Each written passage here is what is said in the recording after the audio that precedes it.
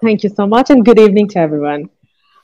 First of all, I'd like to thank SADF for making me a part of this wonderful discussion.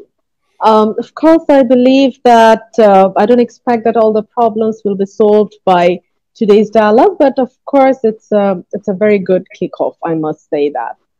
And we, the politicians, civil society members, as well as the common people, talk about election every now and then. What is our main concern? Our main concern is very basic.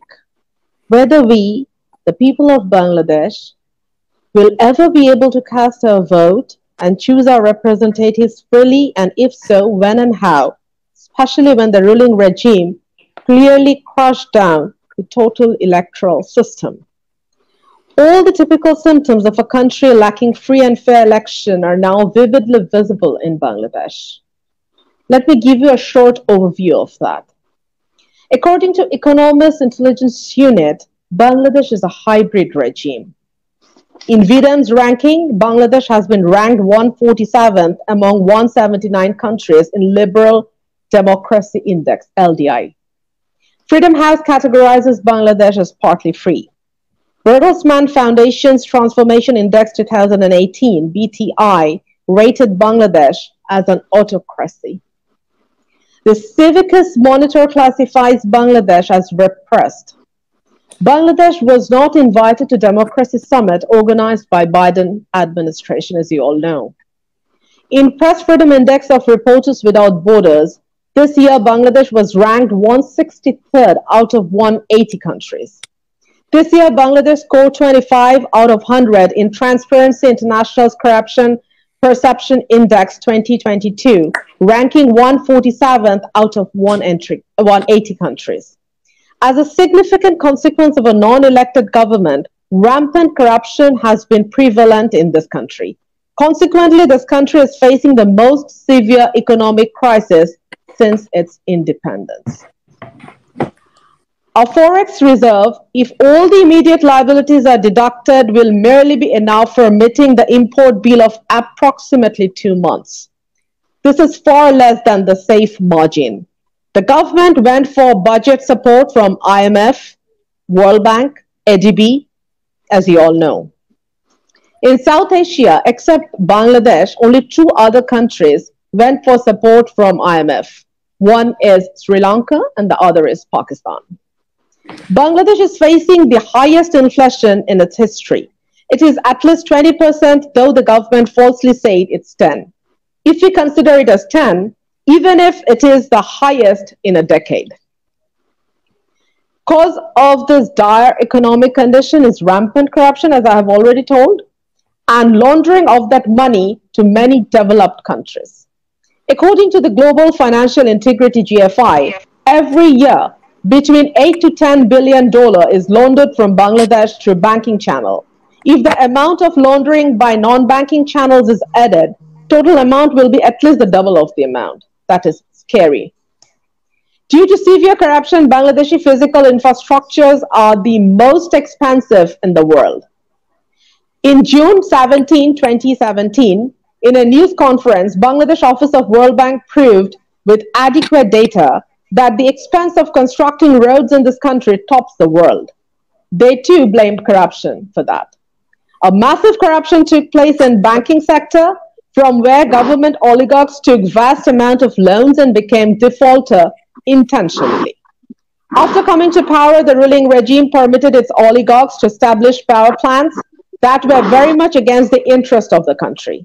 A special act was enacted to bypass the public procurement procedure. Indemnity was given so that no one can ask about it in future. Despite paying huge economic price, Bangladesh is still suffering from power crisis. In this perspective, we are here to discuss about our current state of democracy, economic condition, and human rights situation. Dear discussants, let me start with democracy first. In the last few years, we experienced such an election where people couldn't vote. In 2014, representatives of 150 seats were selected uncontested. I purposefully use the word selected as no election took place in those seats. The ruling party selected the candidates and they became MPs automatically. Not a single vote was needed for that. This so-called election contradicts Article 7, 1, 11, 65, 2, and above all, the very spirit of our constitution. In that election, the so-called main opposition party, Jatiya Party, was forced to play the role of the opposition.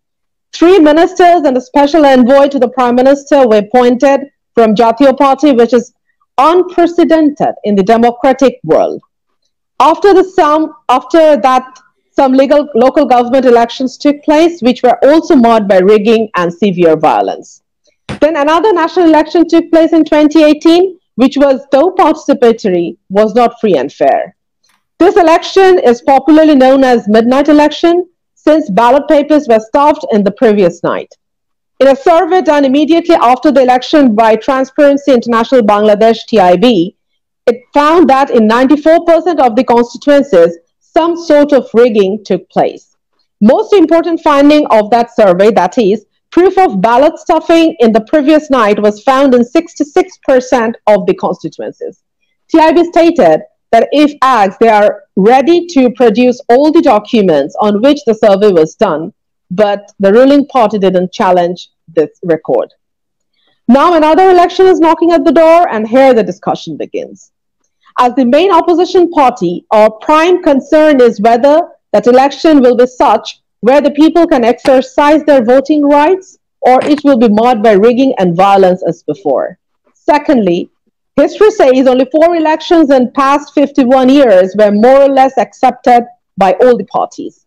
Those are the general elections held in 91, 96, 2001, and 2008.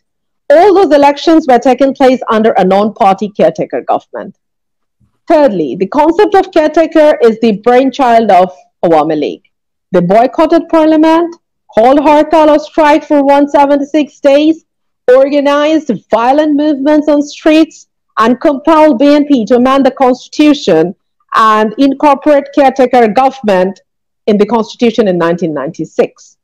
After assuming power in 2009, they realized that keeping the provision of caretaker in the constitution, they won't be able to continue their ruling.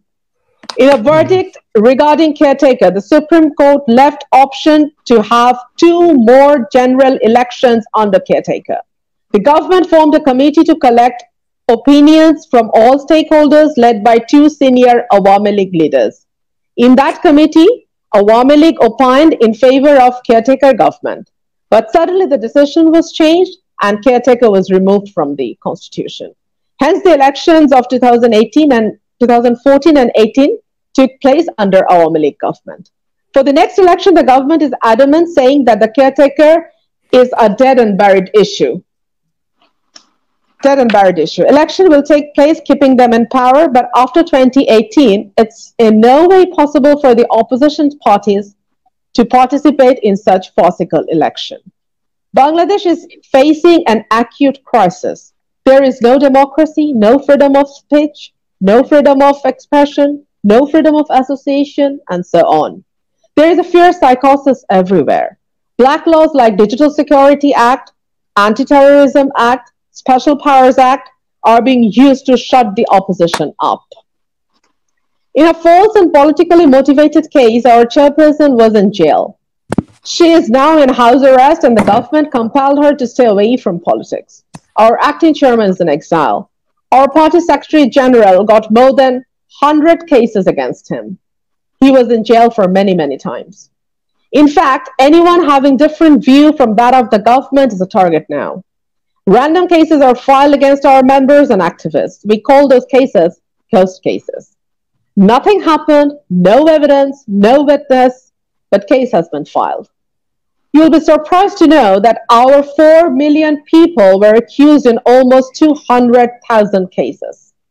Our people are being killed, picked up by the police, face enforced disappearances, extrajudicial killing, torture in police custody, and whatnot.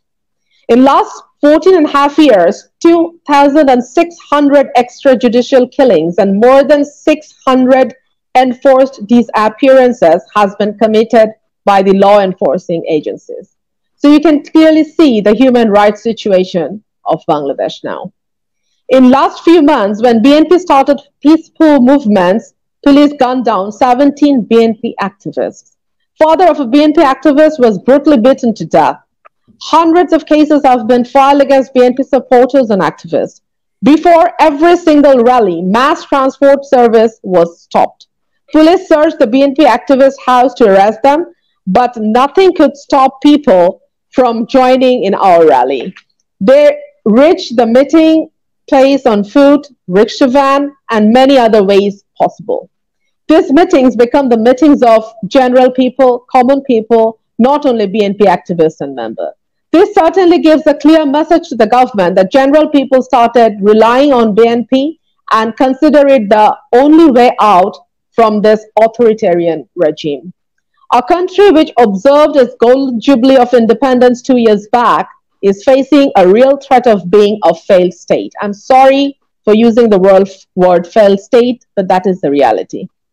Extraordinary situation deserves extraordinary measure, extraordinary care. An acceptable and participatory election under a non-partisan caretaker government is a bare necessity in this situation.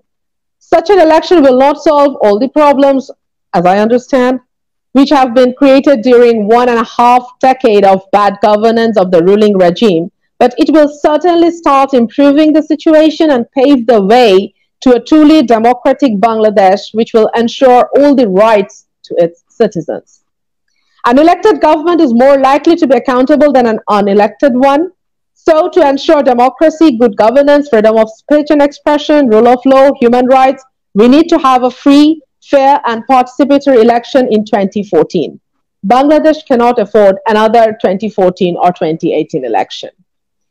As another election is approaching, the USA, along with some Western countries, raising their voice for a free, fair, and acceptable election in Bangladesh.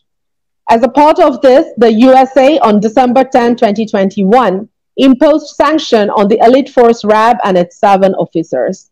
This had a very significant effect on stopping extrajudicial killing, enforced disappearance, and custodial torture by this force. Moreover, in recent times, the USA declared its new visa policy aimed at ensuring a free, fair, and participatory election in Bangladesh. Except the ruling nexus formed by political leaders, business people, and civil military bureaucracy, all the people of this country welcome these steps.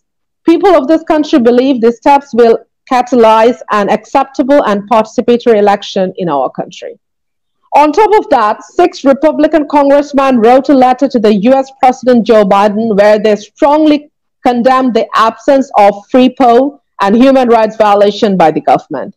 In the letter, they urged their president to take appropriate measures to give Bangladesh the best chance for free elections, including stricter individual sanctions, banning Bangladesh law enforcement and military personnel from participating in UN peacekeeping missions, etc. Another letter was written by 6 Congress members who urged for initiatives and a feedback method for the steps taken by the US government.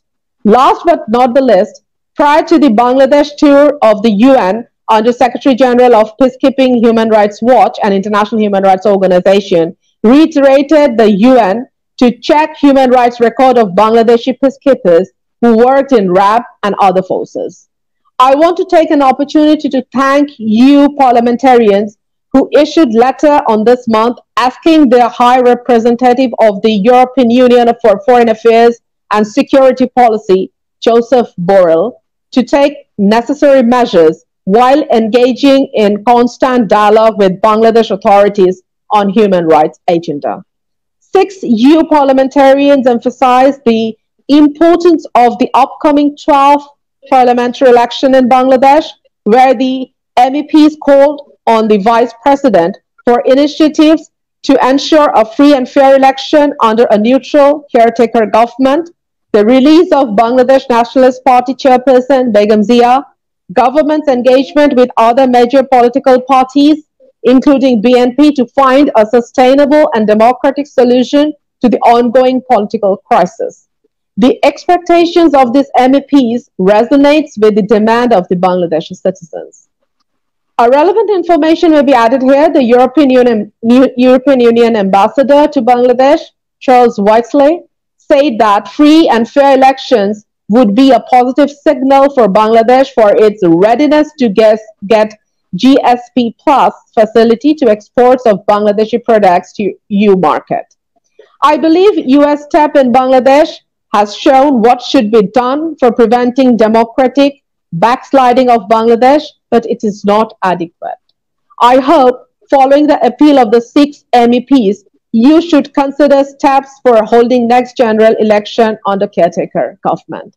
I believe this will have a huge impact on reserving the democratic backsliding of Bangladesh. Who knows how important working democratic system is for sustainable and equitable development more than the EU and its members. Thank you all.